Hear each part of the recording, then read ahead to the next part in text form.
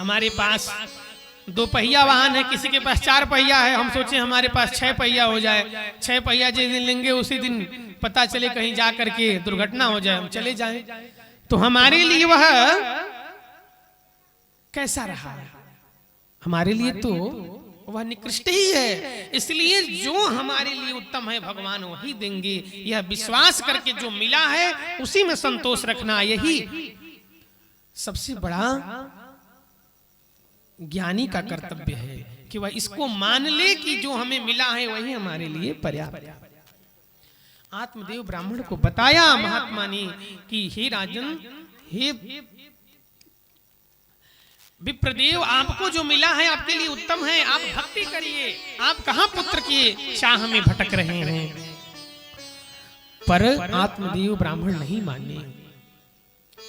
संत महात्मा ने सोचा हमारे सामने प्राण दे देगा तो हम दोषी हो जाएंगे, इसलिए उन्होंने एक अभिमंत्रित करके फल दिया और कहा ले जाओ, इसे अपने पत्नी को ग्रहण करने के लिए बोलना, निश्चित रूप से उसका पुत्र होगा। वृथा न होई ब्रह्म ऋषि वाणी, भगवान भी कहेंगे तो एक बार हो सकता है कि वह झूठा हो जाए जैसे महाभारत में हुआ, पर वृथा न होई ब्रह्म ऋषि वाणी, पर एक ब्रह्मर्षि एक महर्षि की वाणी मिथ्या नहीं हो सकती है। इस फल को ले आकर के अपनी पत्नी को खिला देना।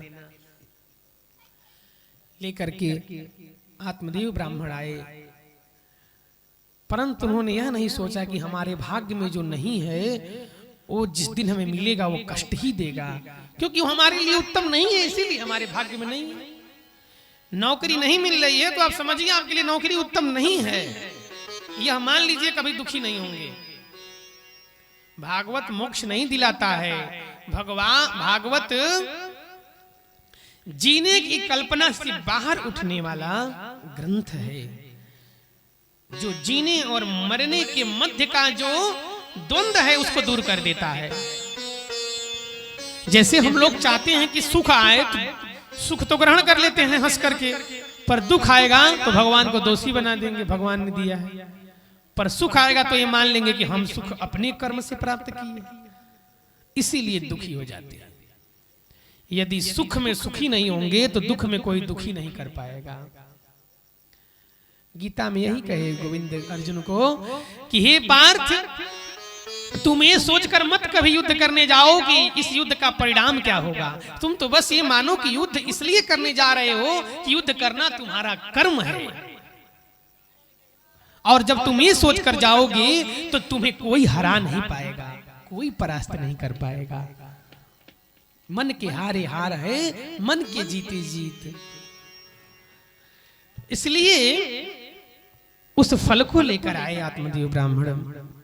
उनकी पत्नी थी जिसका नाम था धुंधली, उसको उन्होंने उस फल को दिया। धुंधली की एक बहन थी जो उस समय घर पर थी। जब उसने सुना कि फल कोई संत का दिया हुआ है तो उसको मन में कपट आ गया। उसने सोचा कि कोई पुत्र होगा तो सब धन उसको मिल जाएगा, और यदि पुत्र नहीं होगा तो हमारा पुत्र होने वाला है, क्योंकि धुंधली के बहन का पुत्र होने वाला था। तो उसने सोचा कि जब इसका कोई संतान नहीं होगा तो इसका धन हमें मिल जाएगा। कभी ये नहीं सोचना चाहिए, कभी जिसका कोई संतान नहीं हो उसका धन नहीं लेना चाहिए। हम गांव में लोग कहते हैं ना कि यजमानी का धन नहीं लेना चाहिए, निसंतानी जो होती है, सब सत्य है। जिसका कोई संतान नहीं उसका धन लेंगे तो आप दोषी इसलिए हो जाएंगे कि उस धन पर अधिकार किसी और का था और उस अधिकार का आपने हनन कर लिया, तो फिर उसके दोष को भी आप ही भुगतेंगे।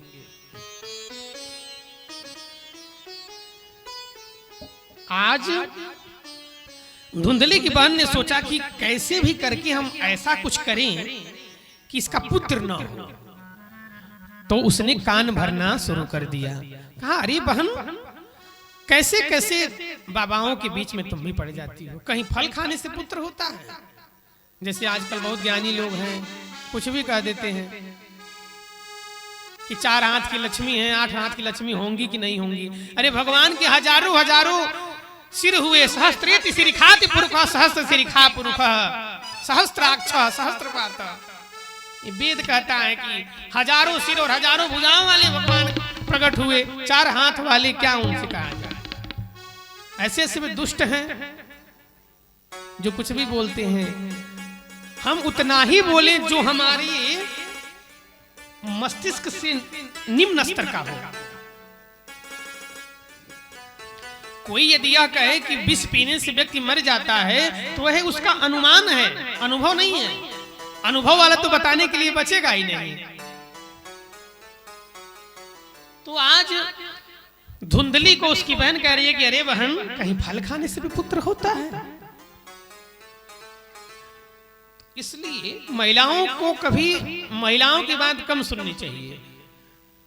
घर बर्बादी का सबसे बड़ा लक्षण यह है कि महिलाओं को महिलाओं की बात नहीं सुननी चाहिए। वो कही कि बात तो सही कह रही हो, पति के बात पे विश्वास नहीं है पर बहन की बात पे विश्वास हो जा रहा है। कहीं अब मैं क्या करूं? उसने कहा एक काम करो, इस फल को तुम गाय को खिला दो, इससे यह भी हो जाएगा कि देखें इस फल का चमत्कार है कि नहीं, और हमारा पुत्र होने वाला है। तुम ये कह देना कि हमारा पुत्र होने वाला है, इस बात को सिर्फ हम ही जानेंगे और तुम जानेंगे। और जब हमारा पुत्र होगा 9 महीने बाद तो तुम ये कह देना कि मेरा ही पुत्र है।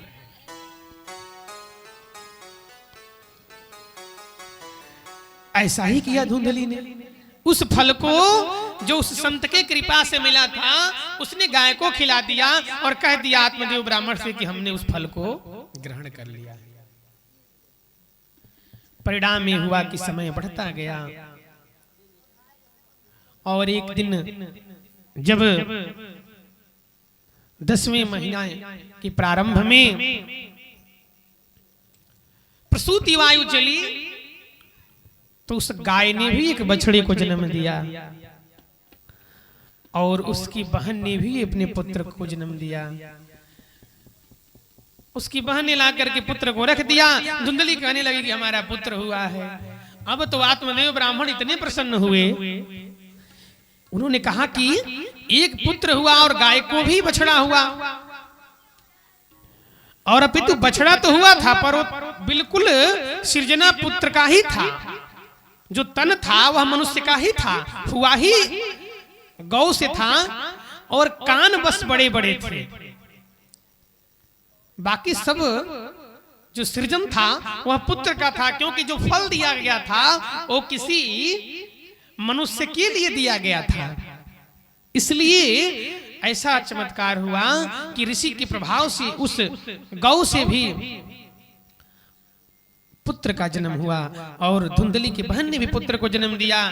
यह विशेषता आत्मदेव ब्राह्मण नहीं जान पाए। आत्मदेव ब्राह्मण प्रसन्न थे, ब्राह्मणों को बुलाया, स्वस्तिवाचन आदि कराया और बहुत सारा दान दिए। प्रसन्न हैं आज कि हमारे घर में 2-2 बालकों ने जन्म लिया। 11वें दिन बालक का नामकरण होना चाहिए।